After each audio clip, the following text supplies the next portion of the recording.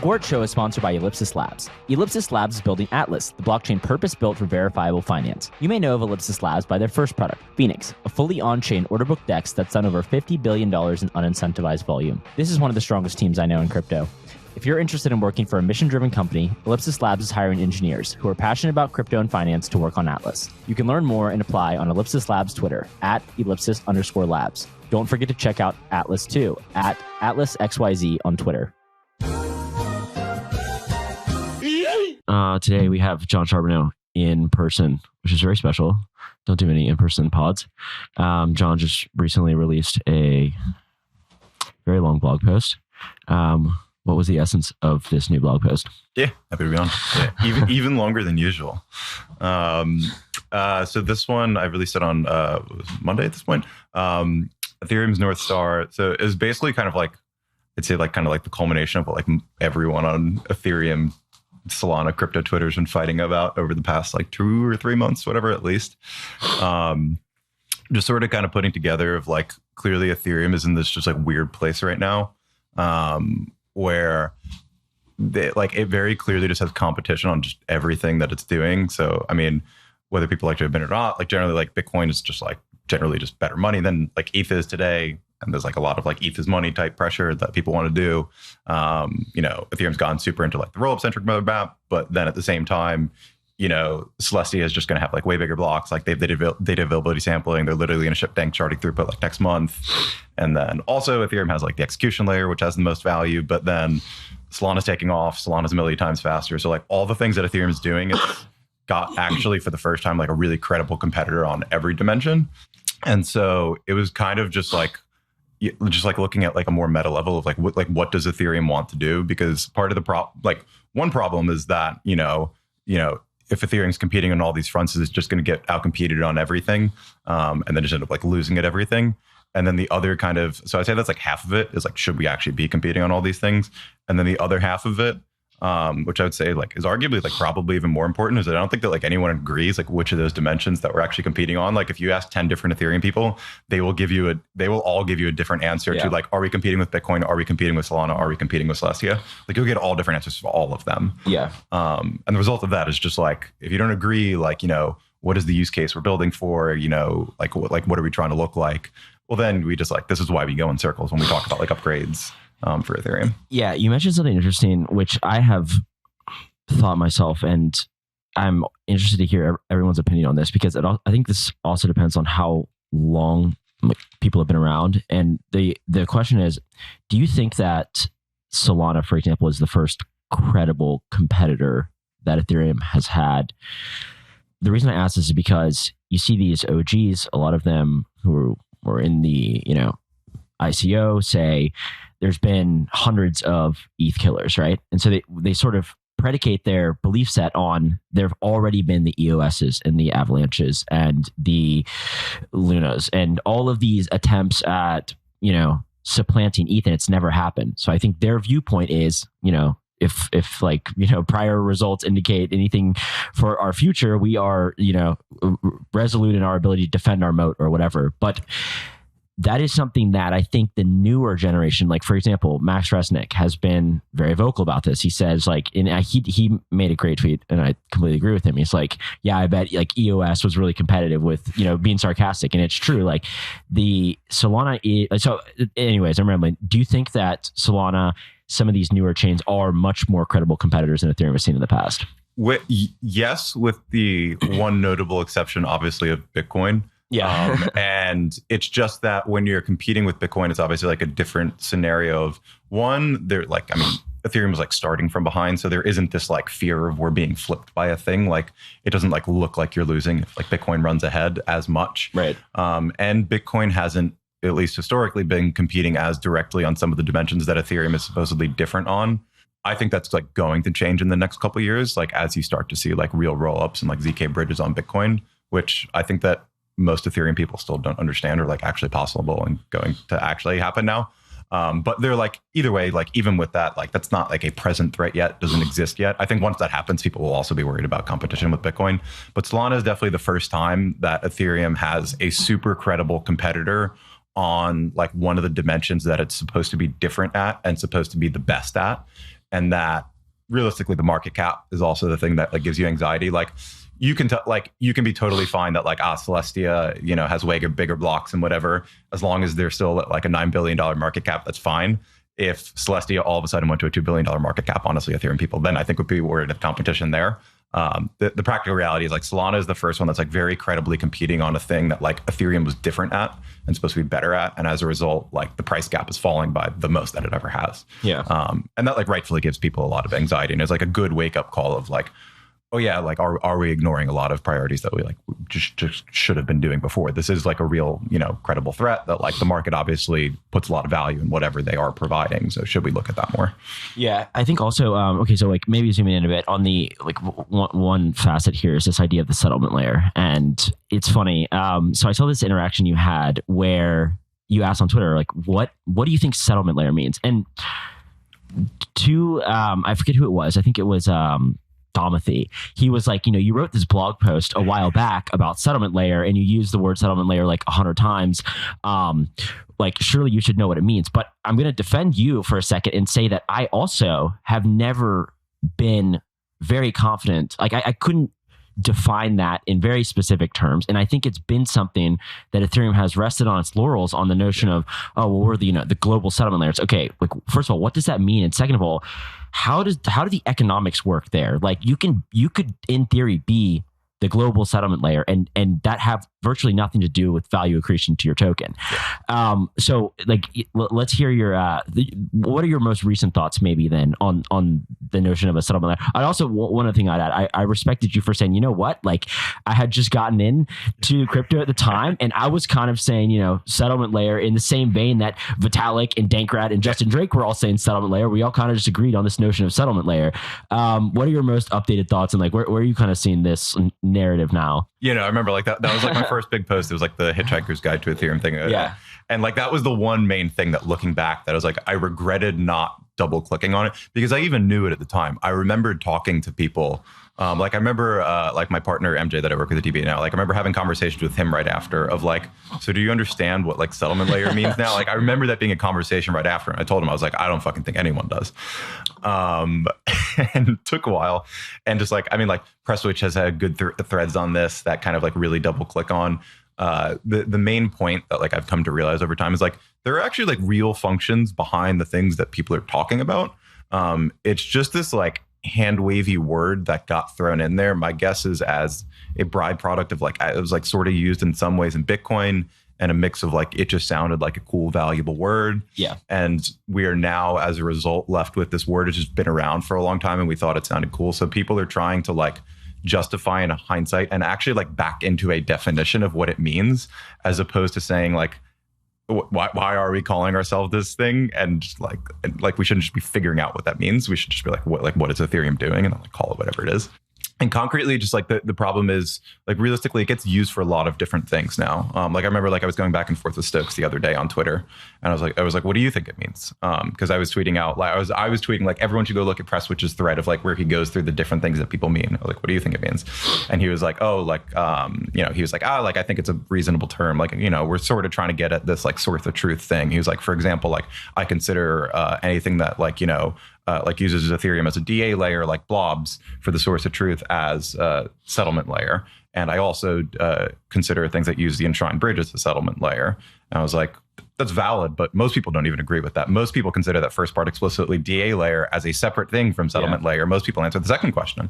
And so like, I think that both are like fine answers if you want to call it that, but it like highlights the point of like, this doesn't mean a consistent thing. Like it means different things to different people. The simple examples like that I was kind of giving in the post is like, I would call Bitcoin a settlement layer. I call Ethereum a settlement layer. I call Celestia a settlement layer. I would call Ag layer a settlement layer. They all do like completely different things. They're like completely architected differently, but all of them do get called that because they do different functions that like look around this sort of area that are like involved with finality of transactions. And they all get called settlement layers. Yeah.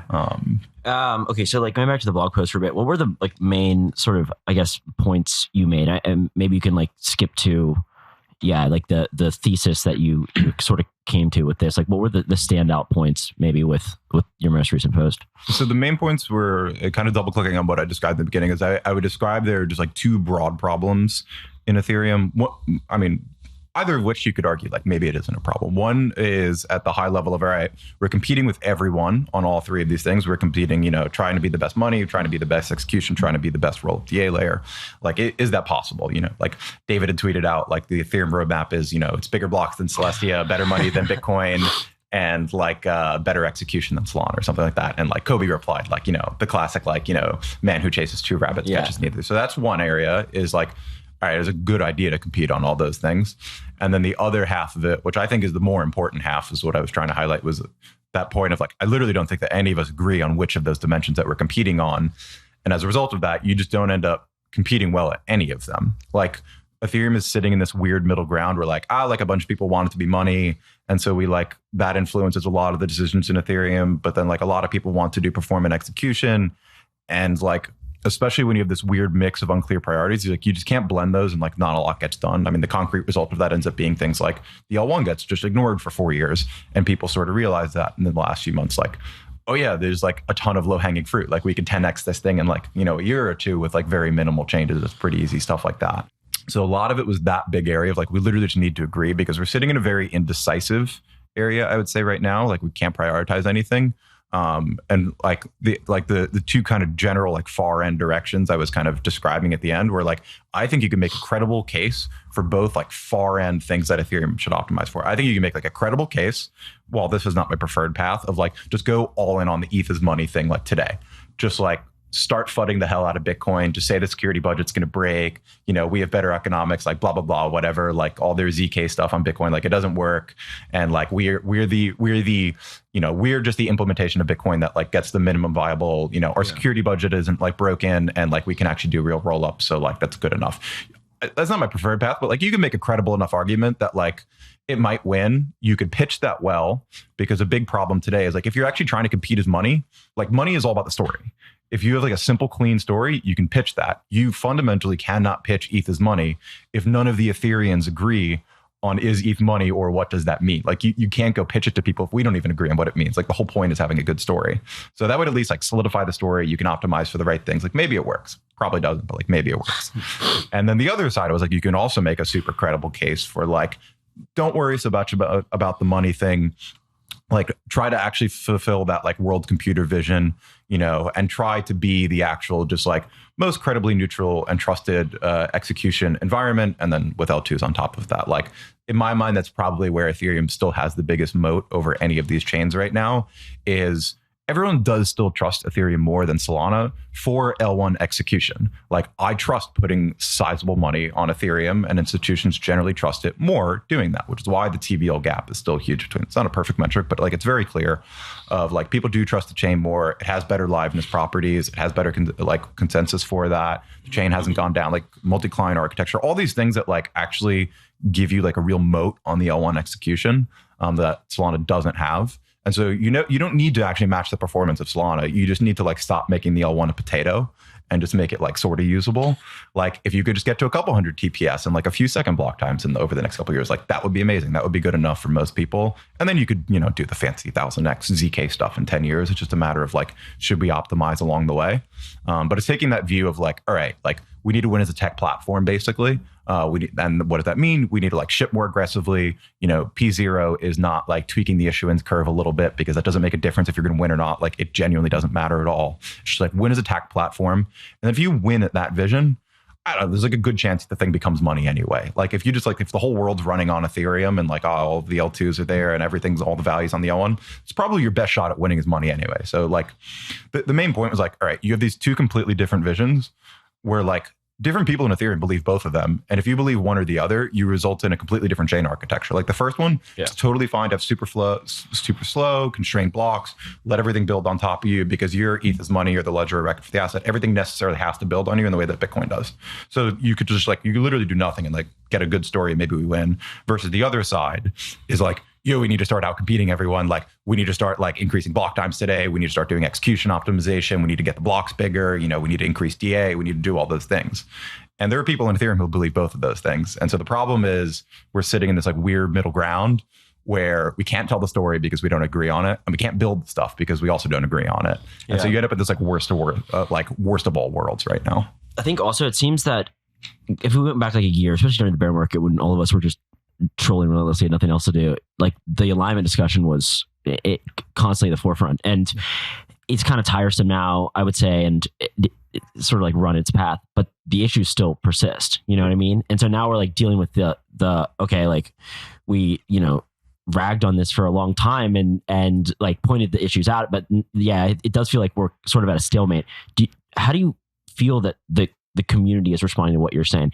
And I will add in a slight tidbit, which is like, I see some of your interactions on Twitter and I can see where it gets frustrating very quickly. I mean, obviously, you know, I say whatever and I've already like made my bed that like, I'm going to piss a lot of these people off and I'm going to say, you know what I mean? But I think that you probably have a lot more like faith and hope in the long-term vision of Ethereum, to be honest. And I can see where it gets frustrating when people are like, it does appear head in the sand, right? Like, and be it saying that Solana's not a real competitor, or, you know, saying that ETH will win his money because ETH will win his money, just like this constant circularity where there's like nothing of value coming out of it. But like, where do you think the community is at now? Like, let's say that we've kind of moved past, like we've established this alignment and like that stuff's kind of moved on from that. Where do you feel like we're at now? So, I mean, a lot of the like alignment stuff over the past like year or two, I mean, like a lot of it was the like, let's say more like social and political type stuff. For sure. Which I think is related to this, but it was a lot more of the, you need to be an L2 that's like using Ethereum data, or like we do restaking because it's ETH alignment type thing, which is related. The thing that I think is I like very literally, I think what's needed now is like technical alignment on like we actually just agree on like what is concretely the product and the vision that Ethereum is intended to be built for. As a result of that, what do we build?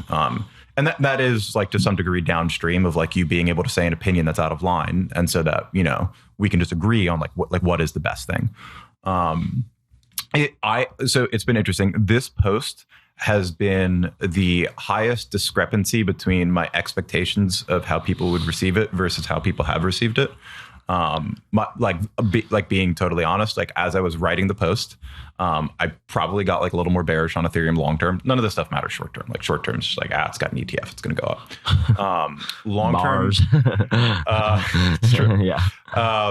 Long term, like I was just getting more concerned because it was just clarifying in my head, like these are gigantic problems, and fundamentally they all end up being social problems at the end of the day. They're not really technical problems. Like there are technical answers to like increasing, L1 execution, like, do multi-dimensional fee pricing. It's like all the pricing is messed up right now. Delay the state root. Like there's a million different things you could do. The problem is that we just don't agree. It's a social problem. And so I probably got like more pessimistic as I was writing it, because as I was writing it, as I usually do, I'm just like tweeting out my thoughts, like I'm just like live streaming them over the month or two. And I mean, necessarily crypto Twitter is just like generally the worst implementation of like, this is where all the like annoying kind of maxis are, versus after the post, like the vast majority of the reception that I all got and from like real people was just like, these are valid criticisms. Like this is well articulated as like, here's a clear things that we can improve on.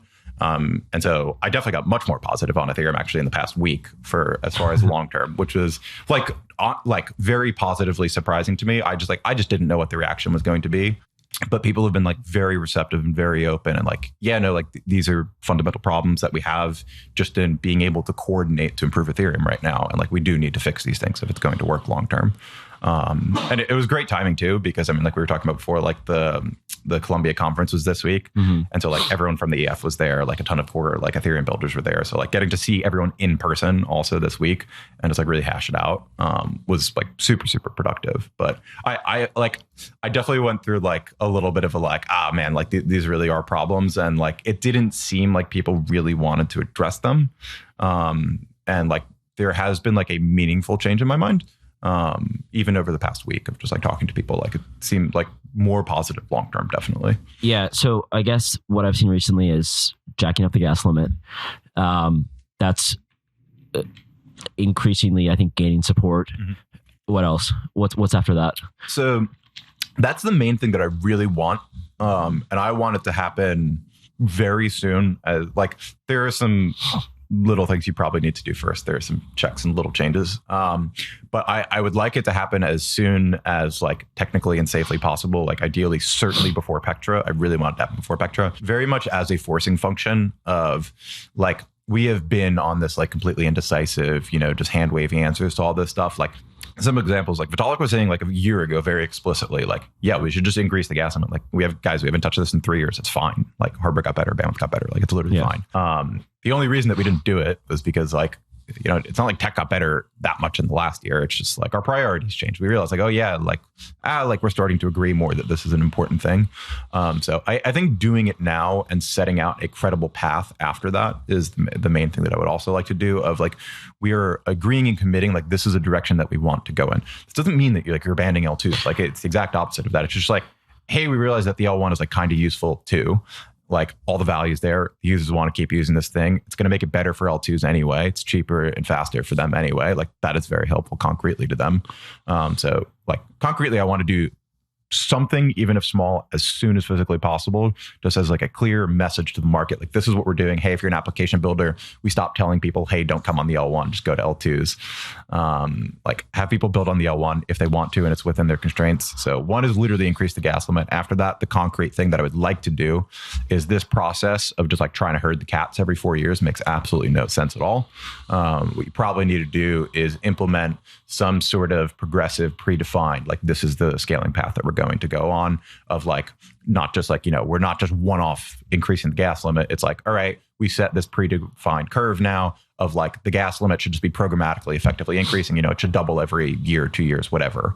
That like satisfies, what are our current, what do we think of, what does state growth look like? What versus, what are increases in hardware and like getting cheaper going to look like over these next couple of years, so that you're giving the market like a clear signal, like this is what we're going to do. And like I was tweeting that, like Jesse from Base, he had replied like, yeah, we started doing this for Base like a couple months ago. He's like, it's great. Like the L1 should do the same thing. It's like, it gives people a real plan that like we are doing this and I can plan around that. And then you do all the EIPs on the side that are obviously going to be chunky and take time. Do we delay the state route or not? We need to change fee pricing. There's a million things like that that are going to be like in real upgrades. But this stuff you don't even need. You don't need to wait for it. Yeah. It seems like there's like some decently broad consensus on increasing the gas limit, but beyond that, it becomes like extremely murky. I would say at least for in terms of big like monumental shifts, like decreasing the block times like that. So go ahead. So we did at the like smaller event around Columbia yesterday, we did Ansgar and Donkrad led a session on like increasing the L1 performance, and they went through the different areas. And I mean, it was a pretty clear, like you can easily get an order of magnitude thing, like an order of magnitude improvement out of this stuff in like, a couple years. Just like change the fee pricing. Like all the fee pricing is messed up. Of a lot of stuff is just like you have to meter for the worst case, but a lot of like the average case fee pricing doesn't make sense. So a lot of it is literally just like stuff like that. There's a lot of improvements that you can make on the networking layer where like we're wasting a ton of time right now. As far as state growth, that's not even a problem right now. But if you start to juice it a lot, it starts to become a problem. But then you do some version of state expiry probably, and call it the next couple of years. That's something that you like actually have to implement. Delay the state route was another one that gives you a lot more time for execution budget.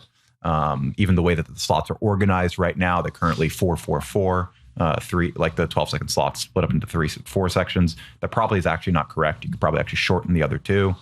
There's a good argument that you can already just go to 8 seconds, like pretty much today, and it'd be fine. Yeah. So like all of those things, when you start adding those up like one after the other, it's like, all right, we could probably go to like 8-second slots and like double the gas per second just today. That's like probably fine. We could pretty much just do that.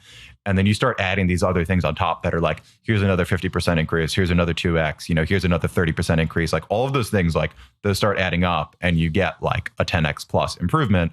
Such like, all right, if we fast forward in a few years from now, like we're doing like a few hundred TPS and a few second block, like slot times, and then we get single slot finality in a few years. Like that's pretty damn good. Like that's a big improvement.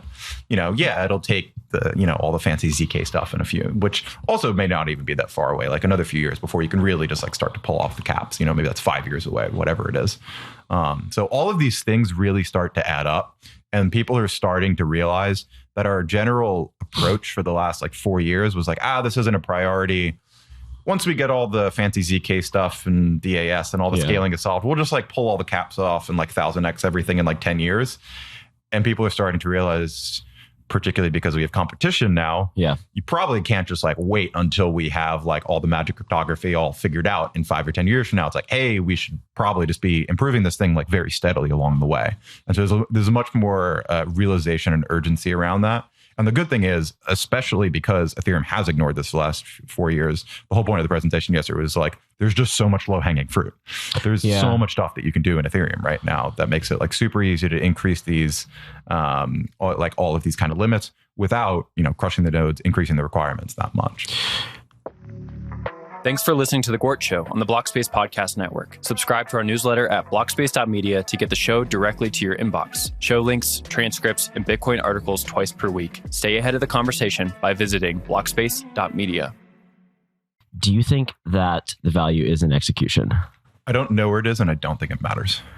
Actually. Okay, go ahead. So I think that the value for Ethereum, I think that generally, I think you've kind of said this too. I generally think that like the moneyness thing is correct. And I think that the fundamental difference between a lot of people within Ethereum and other communities is Bitcoin was right and able because it was first to just start with the best money and let everyone else figure everything out, build around it. Ethereum like necessarily cannot do that in my mind. Which is why I think it will lose if it goes down that first path that I described of like trying to just say we are better money than Bitcoin, so everyone can build on us. I think that will lose. You're not going to get Larry Fink on CNBC like in the next couple of years, like flooding the Bitcoin security budget and be like, we got to buy ETH instead. Like, sorry, guys, that's just not going to happen. If that ever happens, it's going to happen in like 10, 20 years, and just like it's too late. You're like you either won or lost by then. Necessarily the only way that Ethereum is going to like win in this kind of moneyness thing in my mind is that like you just need to win as the best tech platform and then like hope that like that is the winning thing. Like if Ethereum just actually wins, quote unquote, at the world computer thing, like Ethereum L1 is the most valuable state in the world. All the L2s like for the most part end up rooted on there. And then you just like fast forward that 10, 20 years and like that's still kind of the case. And then like maybe Bitcoin does also have, actually a security budget issue at that point or whatever. Like then you do actually have like, that is in my mind, the best credible path for Ethereum to like actually win at that thing. And so it really is just the like win at the tech, get everyone built on you. Like honestly, like mostly that. In practice in the short term and like medium term, I don't think it's execution fees or DA fees or anything. I think it's again, a little bit of like a hand wavy notion of like moneyness. And I think the like best TLDR of that is probably like how much cool shit are people doing on top of you and like how in your face is ETH in that. I think that like concretely, I think that the price of ETH would probably go up if you just like increase the gas limit a bunch and, like with decentralization, maintain that over the next few years, kept all the valuable stuff there. And like all the super valuable stuff is happening on Ethereum now again. ETH probably goes up in that world. I don't think it goes up because the MEV revenue went up. Like people aren't DCFing this thing. Well, like you literally cannot. I mean, it's trading at 400x earnings. Exactly. But also I don't know that winning as the tech, like, okay, so this is now I'm giving my perspective. I'm not sure that winning as a tech platform like necessarily is transitive to ETH having value. Like I don't know that. Not definite. Yeah. I think it's the best shot. But the reason I also say this is because I think there's a lot of just this kind of goes to the settlement layer, like nebulous, esoteric idea of settlement layer.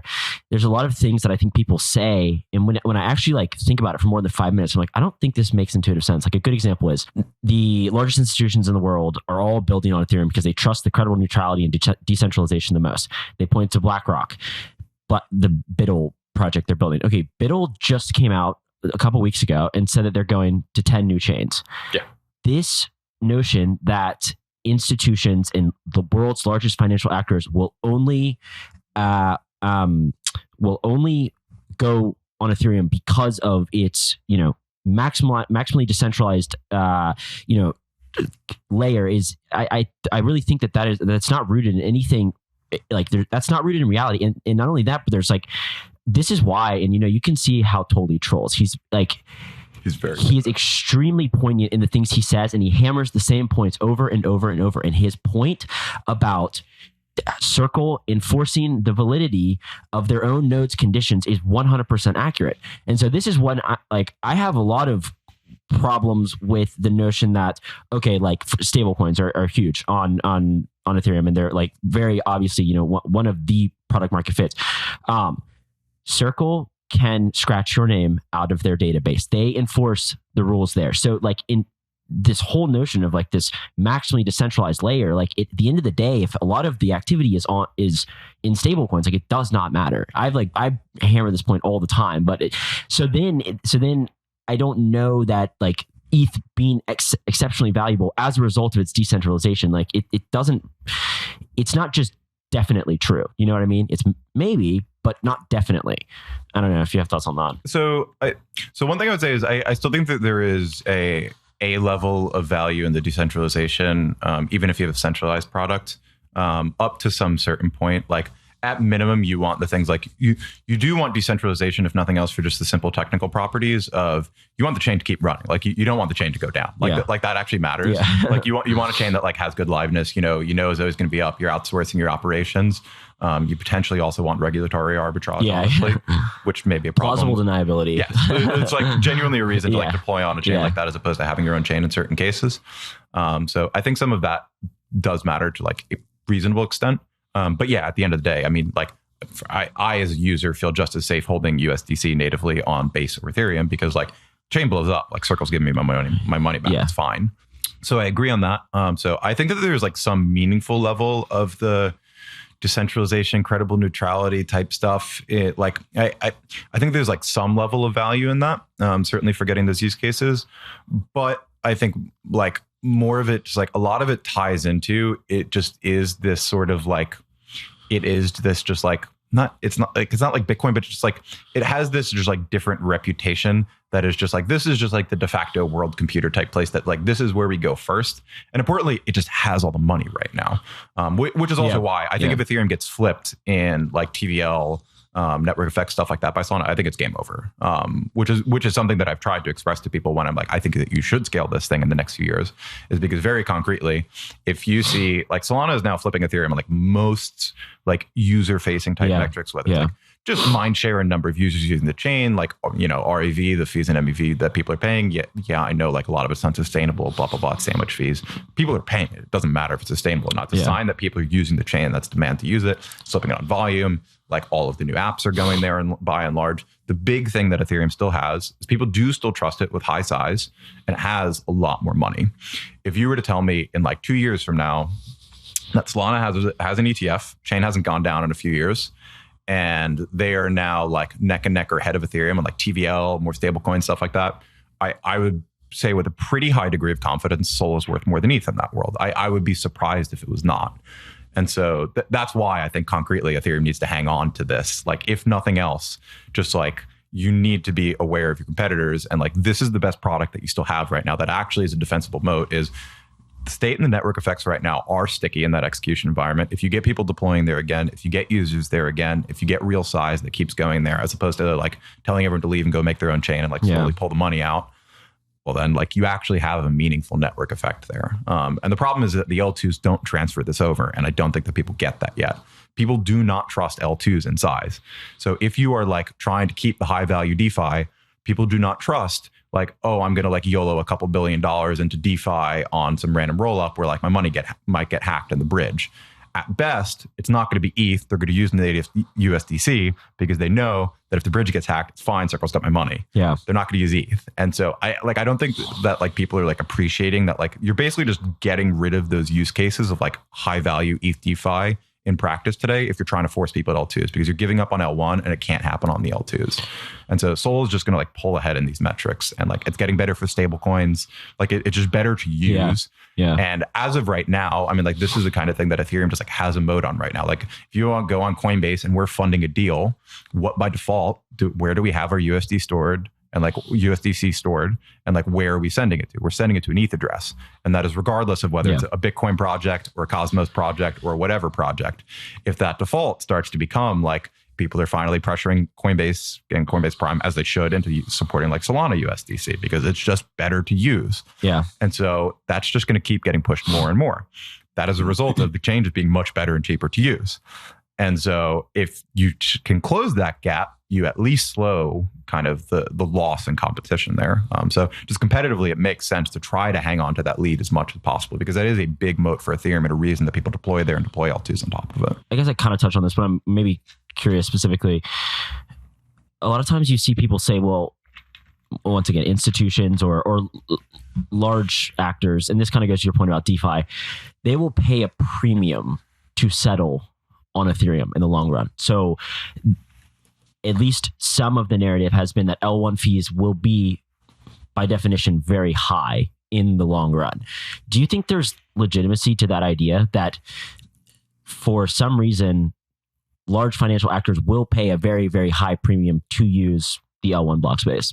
I think that there is, I think it is directionally correct, and probably in practice just like doesn't matter and reduces over time. So I think it's directionally correct in that I like more so today. I mean, it's just like access to state and like using a place that I'm not going to get fired for using, which like makes sense. Like total, like it's not easy to just move between these chains. Like if you're just coming on as a DeFi, new institution, you're not just going to YOLO into some other chain. Like, shit, chain went down. This was a problem. So, I mean, there's network effects over that. I mean, like even for me, like if I have stuff on there, am I willing to pay more for a swap on Ethereum versus Solana? Like, yeah, I generally am. There's stuff there that I want to do sometimes. So if there's unique stuff there, like, yeah, like I'll pay more for it if it's like valuable. I'm not going to be trading meme coins to the same degree. Right. Like all the meme coins are on Solana now versus I was trading those on Ethereum last cycle for the most part. So I think there's like directionally always going to be some truth to that. Like if you really do have the most valuable place, like anyone will pay more. Like I'll pay more if the stuff is there. That's what I got to do. Yeah. So I think there's like some directional truth to that. That being said, I think that that discrepancy is just down only of like the network effects between these different chains. It should get easier to move state between different chains over times. The level of trust in these other chains, like the level of trust in Solana should be much higher in a few years from now. That gap between the two should compress a lot. And I also like, just a side note there, I think that maybe there were some like unfortunate lessons that were misinterpreted from last cycle where people were paying $100 in fees to swap on Uniswap. And so they took that to mean that the reason for that is because this is extremely valuable state. It's the most decentralized. It's the most credibly neutral. And the reality is that supply, i.e. other chains, had not created a sufficient amount of liquidity to have people trading meme coins. And so I wouldn't say that that's like, I don't think that that's necessarily the narrative that everybody pushes, but I have seen people push that. And that kind of, that's the type of kind of like, I don't want to be too critical, but like cognitive dissonance almost that I'm like, no. The reason that people paid $100 is because they thought that like for $1,000 swap is because $1,000 worth of a coin is because they thought that was going to $50,000. It's not because it was so maximally decentralized, incredibly neutral. And this is functionally true now with Solana. We see people are meme coining on Solana, like you said. Yeah, it's definitely that most end users don't care about it. They are there for a piece of valuable state. That like if I want to buy this meme coin, it's on Ethereum. It's just like where I gotta go. So the only way that it would benefit you is if like do those things end up there as a result of like having some of these properties. Like do people by default deploy to the more decentralized and trusted place? I think it's like on the margin true. I do think that the main thing is just like where are all the users in the state right now, which is why I think that Ethereum, like concretely, I don't think that Ethereum can like lose its lead on the L1 and then like come back from that. Like that can't happen. Yeah. So that's why it needs to hang on to that. And I think that you can at least hang on, even if like I don't think any of this like technically makes sense in the like super equilibrium where like everything is perfect ZK proof and we trust everything, like the everything is regulatory clarity. Like then in that world there's theoretically no moat. In practice today there's a real moat between these chains, and that probably persists over at least the next few years to a decaying degree, but like to a still meaningful competitive advantage degree between these chains if all the money's there. And so what you really need is this understanding of like, okay, theoretically, when we get to this end game of like, everything's trustless and whatever, like it's all ZK perfect, blah, blah, blah. Like, all right, like Ethereum will probably build that thing too. But like, you need to make sure that you win like along the way there. And in practice today, there are still moats between these chains. And so you need to like hang on to that competitive advantage in the meantime and not just say like, none of this matters in 10 years from now anyway, because like all the state's transferable. So the L1 versus the L2 doesn't matter. Like we just build the end game. Like you need to pay attention to the short game, because the short to medium term game is the network effects between these chains do still matter in practice. And that's going to persist over the next few years. I take what I was saying before, maybe even one step further sometimes, and think that a lot of the notion of ETH being money was a result of DeFi summer and the frictions that were created where you sort of were required to hold ETH. And so this is another one of these sort of, I don't know, I mean, I guess to be determined, but maybe like misinterpreted lessons where it's like, oh, look, the DeFi economy functionally is running on ETH. That is because it's the only place the DeFi economy is running. And so I do wonder if extrapolating this after, and especially kind of like converging this with proof of stake and the merge and like how it was designed very much to sort of reduce velocity of ETH for stakers and then, have this notion of money. I do wonder if there was like a misinterpretation there. And I don't know, we can kind of move a little bit into the ETH is money thesis. I guess you say that if it wins as the world computer, it will likely be money. Here's my pushback, okay? My pushback is that Ethereum has always been more programmable. You can do way more things with it than Bitcoin since inception, and it has been down only versus Bitcoin. So there's some you can say that having maximizing for utility is the winning proposition for money, but the market has not said that thus far. And I mean, it you can just look. It's not like, so I'm always fascinated when people push this, and I'm like, I mean, you can say that, but it's just not. I mean, at least it's not true in practice thus far, and it's diminished, in fact. So I don't know. Like, what do you kind of say to that? There's two parts to it.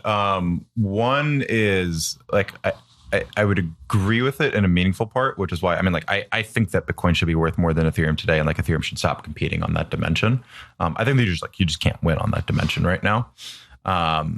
And so Ethereum, I think Ethereum is if nothing else, it's just kind of forced to go this route. Yes, definitely. Yeah. And I even defended I defend the ultrasound money notion. I just don't think it works. So I think ETH as, I think what ends up being my framing is I think ETH as money is a good thing as a byproduct. That I think that is the general framing that I liked of just build the best shit and then hopefully it becomes money as a result of that. What I actively dislike is the ETH is ultrasound money and that is the product. Yeah, it's the opposite reverse framing of I do not think the ultrasound thing matters. You cannot beat Bitcoin on saying we're deflationary versus they're just plain sound money. They have a fixed cap. No one cares. It just doesn't do anything, and you can't sell that as the main product because of that. So this thing necessarily has to be a byproduct if you're just winning at something else in some meaningfully differentiated way. And I think that just has to be building the best tech platform. And so I think there's two possible scenarios in that. One is if you do win at that, great, Bitcoin won anyway at the money thing. All the Bitcoin L2s work. And this is direction my base case is, the L2 stuff works. The security budget stuff probably ends up fine. Whether that's because fees end up stable enough or governments just they buy the strategic reserve and they realize we do have to mine this thing, I guess, so we don't send these to zero. Whatever the end of my base case is that probably gets figured out. And so all right, Bitcoin sticks around as money. Well then, all right, you're number two. Number two asset probably, the number two decentralized crypto asset in this world where Bitcoin is super successful and the whole world runs on Ethereum, it's probably worth a lot of money. It's not worth as much as Bitcoin, but it's probably worth a lot. And then the other scenario in that world is all those problems that I mentioned with Bitcoin, actually are fundamental. We were wrong about all the BitVM2 stuff and OpCat never happens and blah, blah, blah. So none of that ever works. You never scale it. Security budget is a problem and it blows up. And now we're in this world where, okay, Bitcoin just killed itself. It's just lost by just its own kind of inability to meet what it needed to be. And so we're in this world where Ethereum is just the best available option of there is a high just inherent demand in the world for what Bitcoin is providing.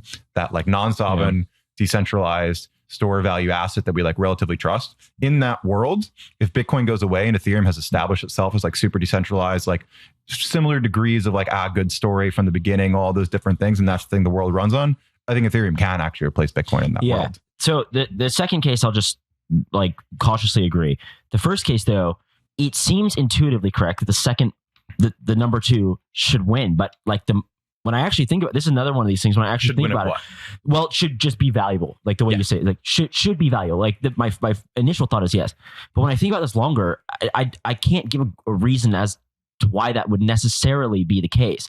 And because my rationale is, okay, you have essentially two types of assets. You have a meme coin store of value, and then you have a utility asset. Okay, the problem with the utility asset, it is already valued many orders of magnitude higher off earnings than anything in the S&P 500, which has real revenue and defensible moats.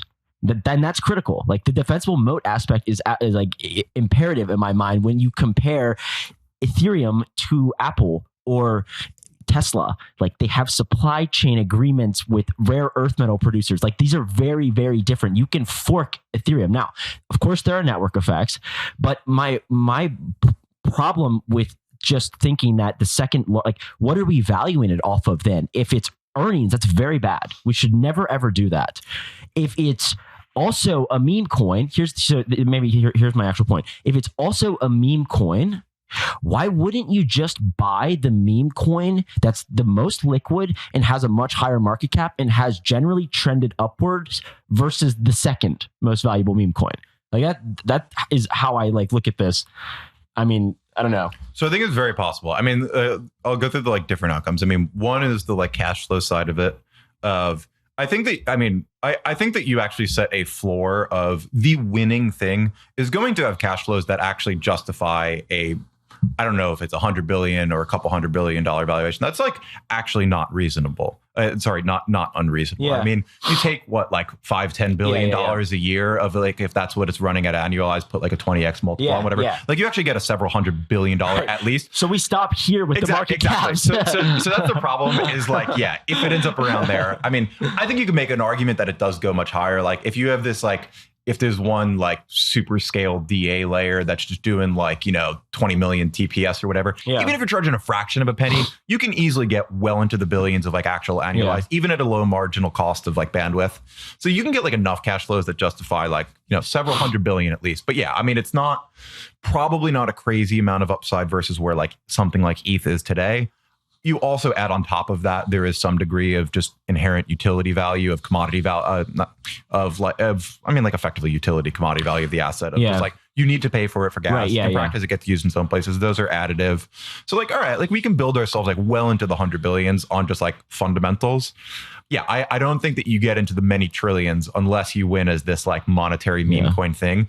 And that's the answer that just like, I don't know, man. I mean, there's a meaningful degree of path dependence in this of like, if Ethereum just like wins out at that vision, like way before, like where Ethereum's, where Bitcoin still ends up the biggest asset, but like way behind, like it took years for it to kind of fully like get all the rollups and the bridges and the like everything working. That like Ethereum is just ETH as an asset just establishes itself, or Sol or T or whatever it is, establishes itself as an asset across like so many chains, and is also an insanely liquid asset.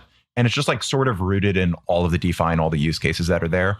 I think there's like maybe directionally over time, the other one like does sort of replace it. But like if it's a multi-trillion-dollar asset and it's kind of ingrained everywhere and it's super liquid, there isn't like such a high difference between them. If it's just like liquidity difference, like it's going to be a super liquid, well-used asset. It's ingrained everywhere. Like, and yeah, it'll be a meme. I mean, like, why is Dogecoin worth $50 billion and why will it probably be like honestly, Dogecoin probably has persistent value just because it's a good different meme. And I don't know, like the world computer that just like everything in the world runs on, just like, I don't know, it seems like a good meme for a bunch of tech nerds. Yeah, it does. It seems like a good meme. But yeah, it's totally just like there's also like a much simpler way to put this. It's not a very popular one, but the way that I see it is like, okay, Ethereum could function just as well with Ethereum at $1. In fact, there may be many use cases opened up with Ethereum at $1. And people would counter this by saying, well, Bitcoin can work just as well at $1. And I would say, I don't think it does, because that completely like destroys its store value proposition. I don't think Ethereum would work at $1. Why do you say that? I think the chain would function, but I think all of the reasons why you use Ethereum would also go away, because inherently, what are the reasons that L2s deploy on Ethereum? It's because they have access to a lot of high quality liquid assets. What in practice is most of that? It's ETH. Yeah, but especially the USDC. Like, but it's kind of like circular too. It 100%. It 100% is.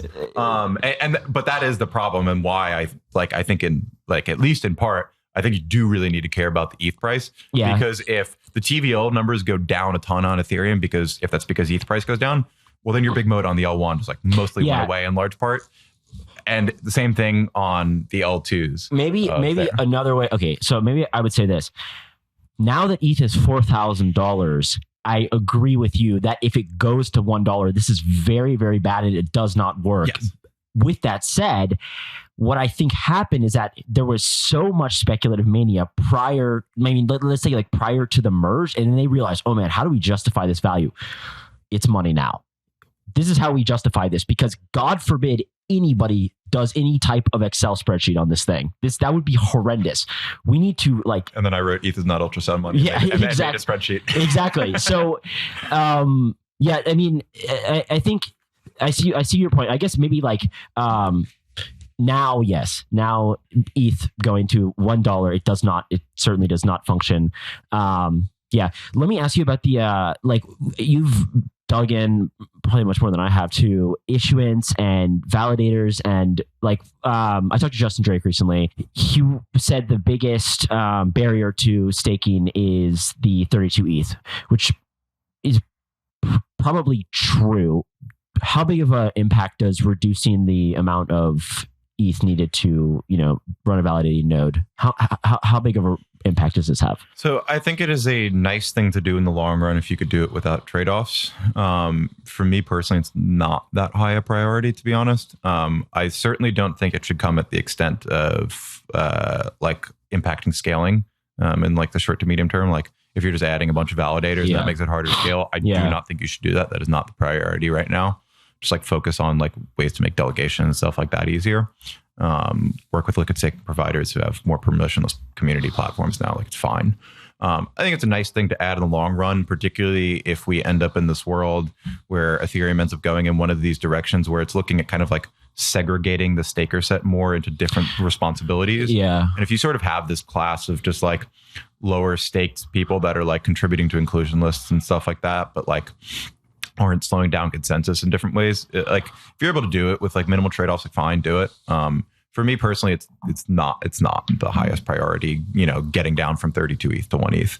I mean, like, especially if any of this stuff works and we get it to 1 ETH. Well, if Ethereum won, well, then, I don't know, like in this vision, like we're, okay, well, 1 ETH is worth the same thing that 32 ETH is worth right now anyway. So like, all right, now it's only like $40,000 or something like that in this world where like Ethereum actually won. So like, what I don't know. How much did you really accomplish there? Like you got to be rich, like or get delegation. So it's a similar scenario still. Well, you used to, I guess you still do, but it's very infrequent, do a podcast with Hasu, and you guys would, I'm curious, what do you think of the like distribution of stake right now? Like, do you think this is like, what since the merge maybe, how has this gone? So we'll actually finally do a podcast soon. Nice. But yeah, I mean, the stake distribution on Ethereum is like honestly like great.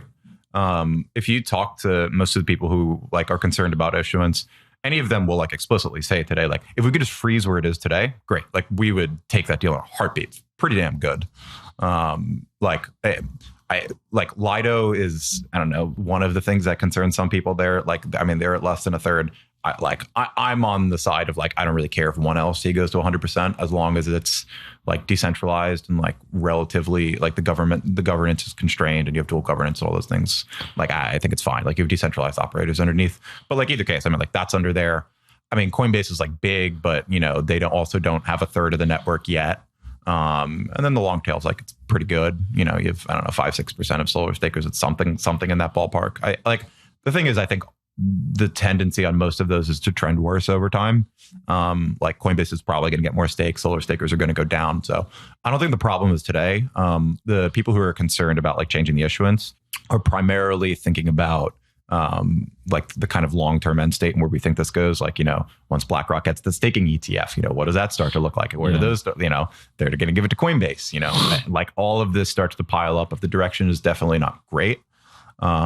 My problem with all of the issuance conversations is that, so the talks of changing the issuance on Ethereum have a few different goals. One of them is to curtail LSTs as kind of like the de facto use of ETH.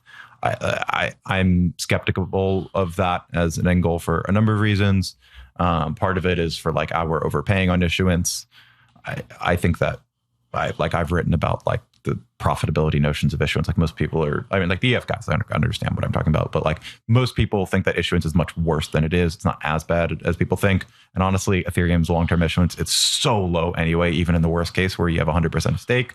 And then the last thing is the stake distribution is like people make arguments on both sides that reducing the issuance will increase, will improve the stake distribution. And then people on the other side are like, oh, no, like making it down will make the stake distribution worse. Like we should have more rewards.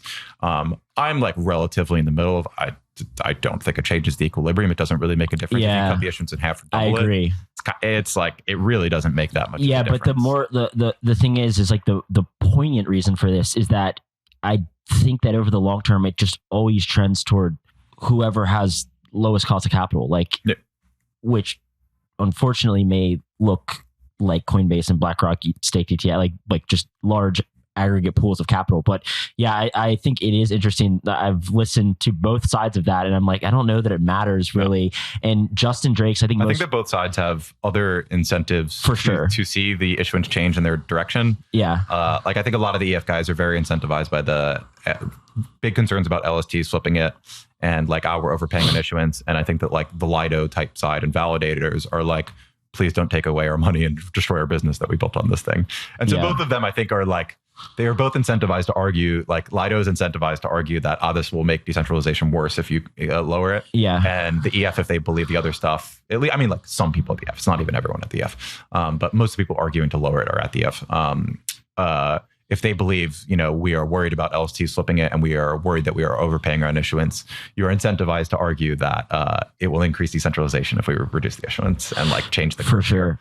So I'm pretty firmly in the middle of like, I would like to see both succeed. And so I don't know, maybe I don't have an incentive on either side, but like, I just like, I don't think it makes much of a difference. I talked to Justin about this, and he wanted to make it, so I guess he wants to put like a cap, which isn't exactly a cap. It's just that the rewards at some percentage stake is effectively zero. Yeah, it goes negative. I also just don't know. Like, and so I said the same thing to him. I said, well, like this doesn't matter anyways. It's just like whoever has lowest cost of capital is still going to dominate that stake set. Like that's how, in theory, this should work. And his counter was, well, I do this kind of for fun, like solo staking. And he brought in the airdrop argument, which is not, I mean, he said maybe there's a way to incentivize projects that want crude decentralization versus refined decentralization. Just words. Did you listen to the Beamchain? Yes. What did you think? It's like sort of uneventful. I think it ended up being the classic split, I would say, within Ethereum right now, of like a lot of the talk about the execution layer stuff.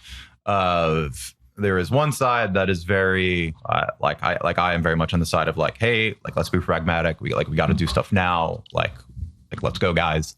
And there's the other side, which I would say Justin leans more in the direction of, and both are valuable. Like I think both are needed. Of like, all right, we're worried about this like end game. We're gonna quantum proof and ZK everything. And like, I mean, a lot of it was the marketing of it was quite hyped up. Yeah, announcement of an announcement that like led to like it was a very big announcement. I mean, Doug also then ended up tweeting. I asked him about this. I asked Justin about. I literally said to Justin, I was like, so Doug tweeted like blah blah blah blah blah, and I was like, it seemed very popular. Why don't we just do that? Yeah, and so like that probably didn't help either. Yeah. And then what I think was still the main thing, and this was something that I wrote about in the piece too, was I think one of the reasons why that fell flat is one of the reasons why, like Justin described the motivation of it in one of the podcasts that he did of like, he's like, Ethereum sort of lacks this like North Star right now. Like I realized that. And so like the Beamchain can kind of surface this thing. I don't think the Beamchain can surface that thing. Like inherently, what is the North Star of these other chains? It's something is like, it is a product and it is like an inspiring thing, whether you like it or not. Like digital gold is like, that is a North Star that we're building that you can tell people, you can sell people to get excited for. Decentralized NASDAQ. Like it's sort of hand wavy. Like going. Exactly. Like you can't say like Ethereum is the chain that like by 2030 is going to have 4-second slots and be quantum proof and have ZK consensus. Like that's not exciting to people. They're like, all right, but like, what do I do with it? And even so you need that vision to be able to sell any of this stuff. And that is what a lot of what Ethereum's lacking right now is like what is that? What is the interesting? It's kind of hilarious that it was so hyped up and it was just it was so classic Ethereum to just like basically condense what was already planned on the roadmap and call it the Beamchain. To Justin's defense, he said it was primarily to attract developers and get but I did say essentially, like, I asked him specifically that. I said, okay, like, you manufacture, I think artificially, but you manufactured the ultrasound money meme, and for what it's worth, a lot of people put the bat in the little microphone thing in their handle. So there was some mimetic value to that. What is the meme behind Beam? And he was like, developer, so it wasn't like, it was not the most compelling, but I think maybe he should have clarified that was beforehand, like primarily to try to sort of aggregate or get developers on the same track, as opposed to like a transformational shift in the direction of Ethereum, because it got a lot of heat after. He definitely took I mean, like, credit to him. Like, I think, like obviously Justin's brilliant. Like, I love him, and like a lot of the stuff in there, like, I think it's generally good ideas. They should happen on some time horizon. I think he took half of the kind of like feedback, and like if you listen to his talk at the Bankless Summit, he put a very strong emphasis on like, okay, like, I like want to be clear. There's a lot of stuff along the way. Like, this is what we're going to do along the way. So I would say that alleviated half of it of like, oh, we're going to like improve execution. We're going to do all these things. Like, so that was helpful. The other half of it is that point that I was talking of like, okay, but it still lacks that like, okay, now Ethereum is the chain by 2030 that's going to do those things, but like also along the way we're going to do these things, but like, but it's still the like, but like why? Like, like what is the vision? Like what is the use case? Like what am I getting as a user? Like what's the cool thing? And that's what you need to like get people excited, to also attract developers, to attract users, to attract investors. Like everyone is like, what is that vision? Like what are we building for? And to give people to build the thing correctly, because that's going to otherwise fundamentally be a problem with even deciding what goes in the Beam chain. Is like, if we don't agree on what is the purpose of this? Like what are we solving for as a problem? Well, then no one's going to agree on like, what is the thing that we put in there? Same thing with like Pectra, like Pectra A and B. And like people are going back and forth, like, what is the thing that we should add in there? The result of that is like, people don't agree on what the priorities are. Like we need to have that like first vision that you can figure out, like, what are the right things that achieve that? I think that was also pretty consistent with the feedback. So, okay, I want to ask you one last thing. I know you're an investor in Alpin, and you have been seemingly increasingly interested in Bitcoin as of late. Maybe what I want to ask is, we've seen the Ethereum rollup centric roadmap. We've seen maybe some of the good and some of the bad. I think people still have a lot of reservations about the Ethereum centric rollup centric roadmap. Why do you think Bitcoin could be different in this capacity? Like if we have some reservations about rollups on Ethereum, why would we not have similar reservations about rollups on Bitcoin? So I think you should have similar reservations around a lot of things. I think that you should be just as worried as a Bitcoiner if you are worried about, a bunch of the Ethereum L2s just being like these like multi-sigs controlled by like three guys who you don't know. That's just as applicable on any chain. If like someone is just like marketing things inconsistently and incorrectly, and they're just like lying about what they're building, or like, this isn't the safest thing and we're shipping it fast. Like you should be concerned about all those things. Those are all valid concerns that will take a lot of time, and like that's just what it is. A lot of like more than you want. A lot of projects, will take a lot of trade-offs that you don't like, and like a lot of that will take time. So like I would like, people should pay attention to all those things. I don't think any of that is unapplicable. The reason why I would be positive on it working is that kind of thing that we were talking about before of like fundamental. It's, it is that like first vision that I painted for Ethereum, except Bitcoin like makes the most sense of like, Bitcoin started with, we are the best asset. Necessarily everything must be built on top of us. Like very concretely, if Bitcoin from the start had like just enough functionality to like, if it had like a ZK verify ability, from the beginning, I do not think that most of these L2s would have built on Ethereum. I think that they would have just built on Bitcoin from the start, because like, why wouldn't you have? It's just a much bigger asset, and you had the minimum functionality to do that. And so I think once Bitcoin does get that functionality and people realize that as like, oh, these actually work. These are not the L2s that we were talking about in Bitcoin a year or two ago, where like, this is just a side chain. This is like, no, you can currently build like 95% of an Ethereum verification right now, where like it is a slightly different, but like it is a one of n trust assumption, and like it is optimistic ZK verification. Like this is a real thing, and I do think you will get a soft fork where it gets even better and it gets on par with Ethereum. I do think that will happen. And so once you have that, then there's like this real, okay, this thing does actually work. And then we're back in that scenario of, okay, this does work. This is the same as building it on Ethereum. Yeah. But the asset's a lot bigger and people want it more from first principles. Yeah. Versus today, it's like, we got to build an L2. What's the biggest thing we can latch on to in like a, provable way? It's Ethereum. Once Bitcoin becomes that bigger asset, I mean, this is the reason why was Starknet also saying like, why won't we just like also, we'll just move over there. We'll just add a bridge there too. Like, why not? Because you should. Like, it's a gigantic asset that users want to use from first principles and are just like, please let me use this asset, as opposed to like, we built an L2, ETH is what you must use. Yeah. And so it's like really starting with the money in that way that like fundamentally makes sense, that like everything must necessarily build out of it. Yeah. So it is starting at a very advantageous position. It just needs to like get over that hurdle of technical. Yep. All right, Jon, I think we hit a lot of good points. So thanks so much for coming. Really enjoyed it. We will, I think the people will love this. Yeah. A ton of fun. Thanks.